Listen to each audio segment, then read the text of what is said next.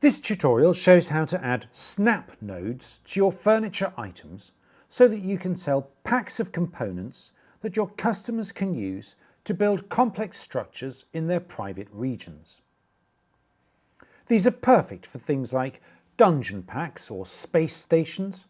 In this tutorial, I'm working with some racetrack components, which people can then use to build their own races in-world.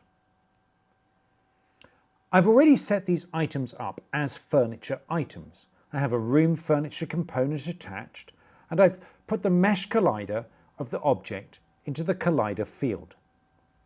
I've set the item as floor, so it automatically aligns with the floor surface in world. Now I create an empty game object child to the item. I'm going to name it SnapNode Front. I add the room SnapNode component to the empty game object. I have options for floor, wall or ceiling here, as I might use these snap nodes to align a particular furniture item with a particular target node in a private room template. For instance, I might have a gallery where users can snap framed pictures to defined hooks on the walls. Users can toggle snapping on and off, so they're not hardwired to that option.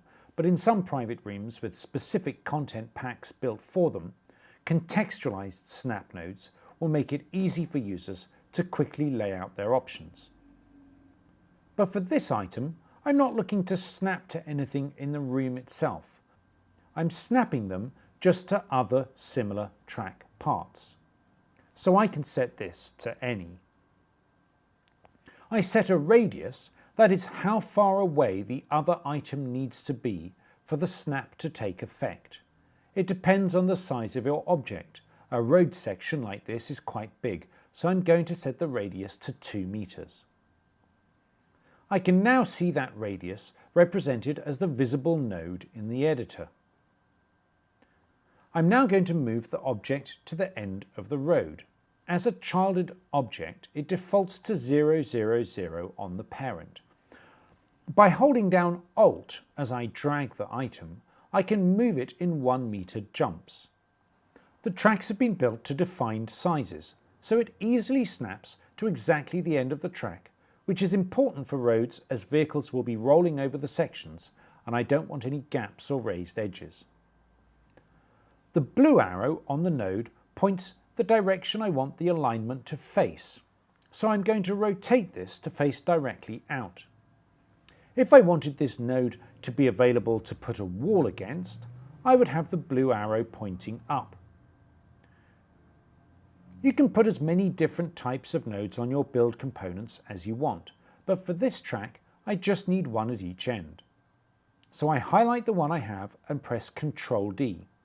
Then I drag this new one to the other end of the track and remember to rotate it to face out.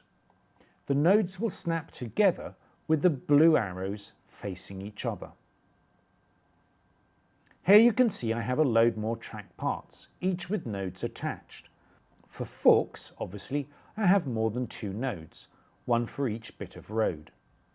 Also note that I've set the room furniture script to no scale. I want to keep it simple for users, and if they can scale individual items, they won't fit together seamlessly. That's all I need to do. Now I can add a virtual goods script, upload the item, and people can build out their own cool tracks in their own regions using these components.